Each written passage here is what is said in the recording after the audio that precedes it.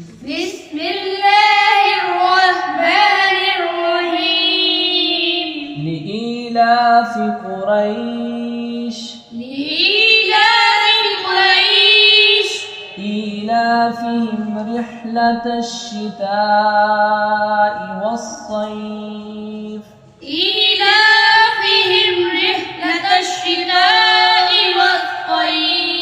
فليعبدوا رب هذا البيت